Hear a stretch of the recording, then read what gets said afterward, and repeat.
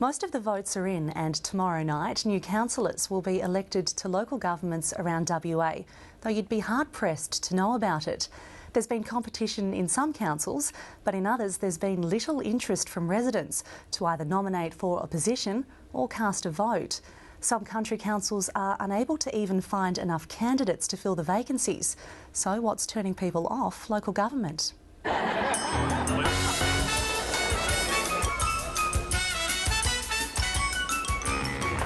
I know who I'll be voting for next week. Yeah, baby.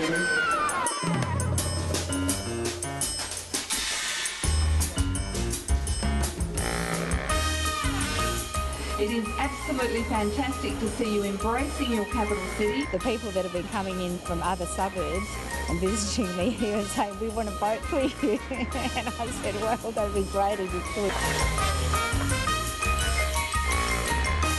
We have a wonderful momentum going here at the City of Perth, and we need to complete that vision. Maybe there is a vision, but I don't know about it. No, I haven't had a lot of conversation with Anne of late. In case you haven't noticed, there's an election happening, and high-profile candidates are out and about making their pitch for local government. Yeah, no, I've had a lot of people raise this particular one, the one that... But away from the city and the hype, interest seems to be at an all-time low. In Perth, 350 kilometres north of Perth, only 4 candidates are in the running for 6 council positions. People are extraordinarily busy at the minute. We have a large mining venture which is developing on the edge of town, and that's taking a lot of people's time. Plus, it's a very, very good year agriculturally, and we have a great deal of activity in that area as well.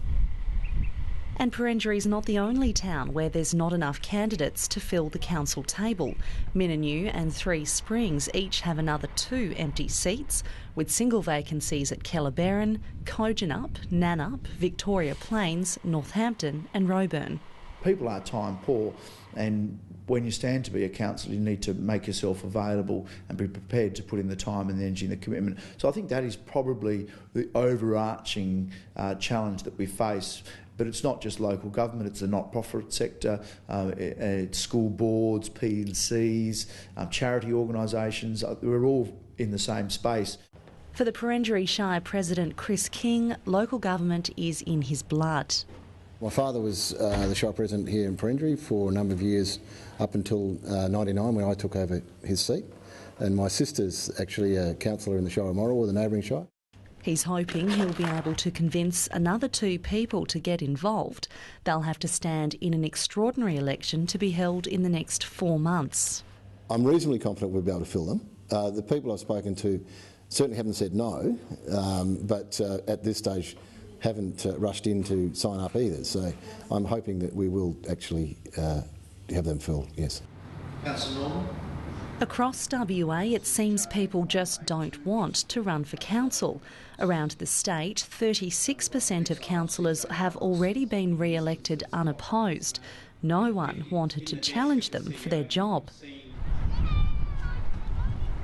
Terry Blanchard is one councillor who's walking away from local government. After a 4-year term at the City of Bayswater, he says he just doesn't have the time to do the job properly. We've got retired people that I think they must just about live there, and good luck to them if that's what they do.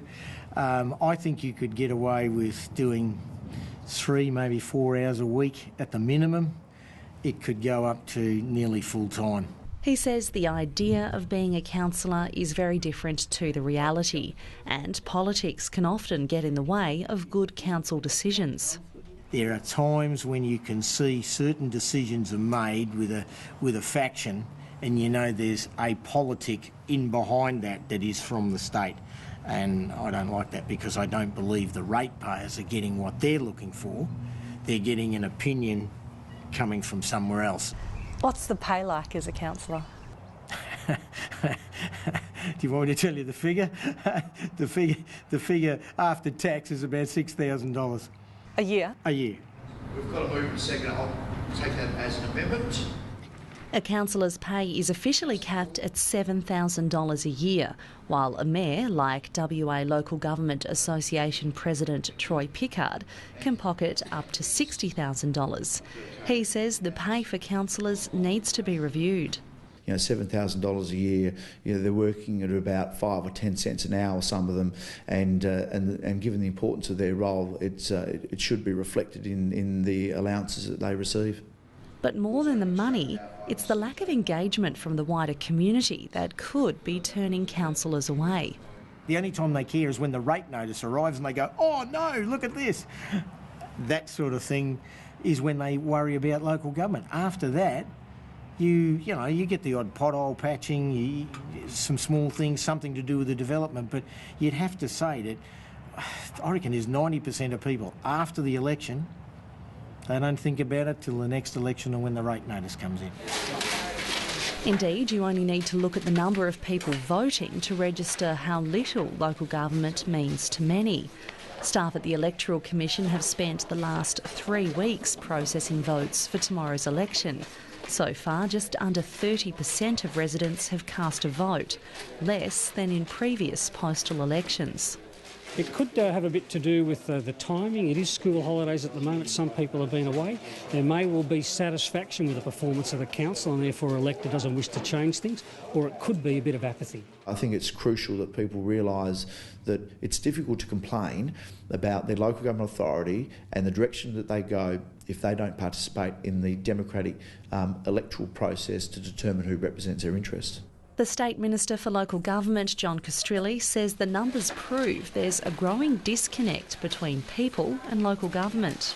I'm trying to encourage councils to be more proactive in the way they communicate and listen to their community. And like I say, I've mandated the fact that as from the 1st of July, they need to very seriously and very deliberately work out strategic long-term 10-year plans in terms of directly consulting with their community.